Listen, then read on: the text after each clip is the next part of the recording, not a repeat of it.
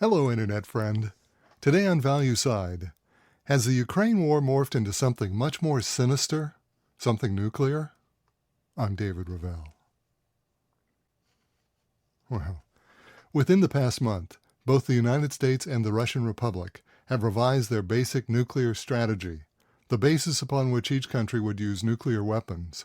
Something big is up. President Joe Biden apparently changed the nuclear posture of the U.S. in March, with the New York Times releasing the story on August 20th. The Times reports that the document's name is the Nuclear Employment Guidance, but little else is revealed, as this is one of the most secretive top-secret documents. Not even a digital copy of the document is permitted. Thus, much of the information is disclosed through the Department of Defense or State Department briefings. We can gather that this new guidance provides for including both China and North Korea as potential U.S. targets. The most interesting aspect of this new nuclear strategy is that it's being published now. Under the regular review cycle, this update would come in 2026, 4 years after the 2022 Nuclear Employment Guidance. However, the Biden administration must have felt that they needed to update 2 years ahead of schedule. Something changed.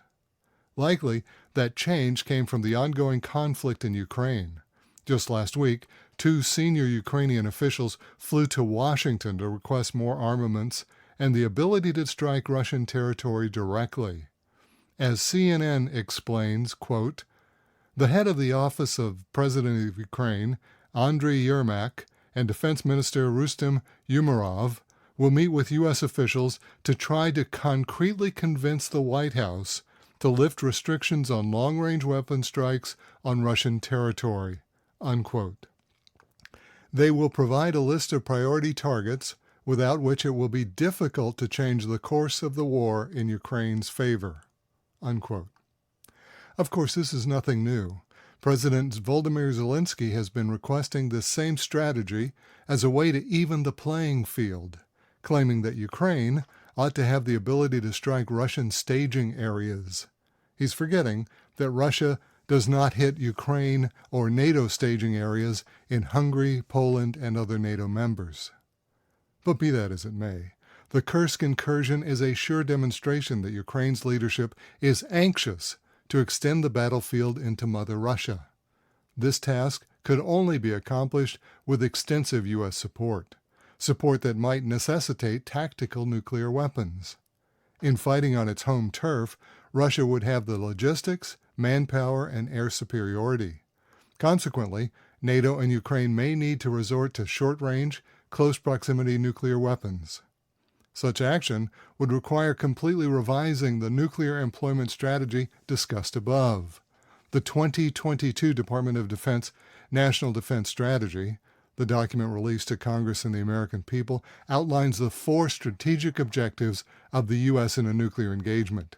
First, to defend the homeland, then to deter strategic attacks against the United States, then deterring aggression while being prepared to prevail in any conflict, and finally, building a resilient joint forces and defense system, unquote.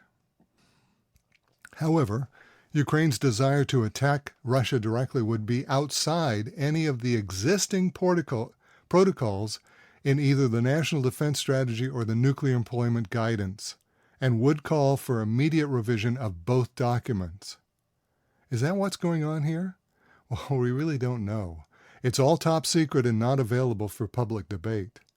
However, Russia seems to be thinking along those same lines. This week, after the New York Times reported that the Biden administration had revised the American nuclear doctrine, Russia responded that it would do the same. Speaking before a press briefing in Yemen, Russian Foreign Ministry Sergei Lavrov said that America can no longer feel safe behind our vast oceans. If attacked, Russia could indeed reach the American heartland. Quote, "This is what the American mindset comes down to," said Lavrov. "They have a mindset of a master sitting somewhere out there overseas, believing to be totally safe and secure." Lavrov continues, "We have long been hearing speculation about authorizing Ukraine to use not only Storm Shadow missiles, but also U.S.-made long-range missiles themselves. Now, all we can do is confirm once again that playing with fire is a dangerous thing for the men and women in charge of nuclear weapons across the Western world. But they are playing with matches as if they never grew up." Unquote, Lavrov. That's the world's two premier nuclear powers would both change their doctrine of war within days of each other speaks volumes.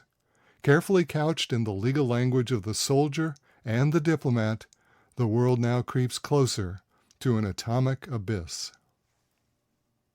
And that's the value side. For all of our articles and podcasts, visit valueside.com. I'm David Ravel.